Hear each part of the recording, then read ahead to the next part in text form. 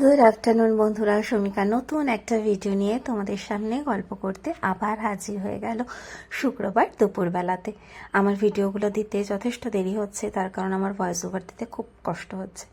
গলার অবস্থা ভীষণ খারাপ, সেটা তোমরা বুঝতেই পারছো। যাই হোক, আজকে কালকে আমি এগের রেসিপিটা বানিয়েছিলাম, আর এই রেসিপিটার নাম আমার হাজব্যান্ড দিয়েছে ধুরান্দার এগ। আর ধুরান্দার এগ কেন দিয়েছে সেই কারণটা আমি পরে বলছি। সবার আগে দেখতেই পেলে গোটা গরম মশলা ফোড়ন দিলাম, তেজপাতা ফোড়ন দিলাম।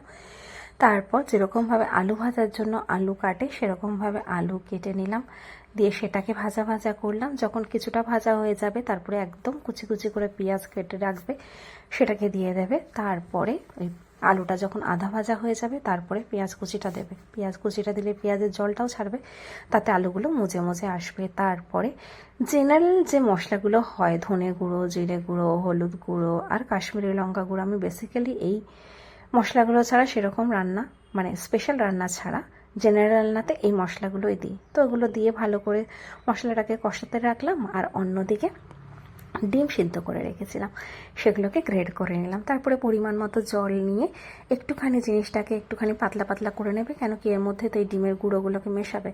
মিশিয়ে নিয়ে নামানোর আগে ঘি দিয়ে দেবে, গরম মশলা দিয়ে দেবে, তাহলেই রেডি। আমি এই গরমে, এত গরমে আর ঘি দিইনি, জাস্ট গরম মশলা দিয়ে নামিয়ে নিয়েছি।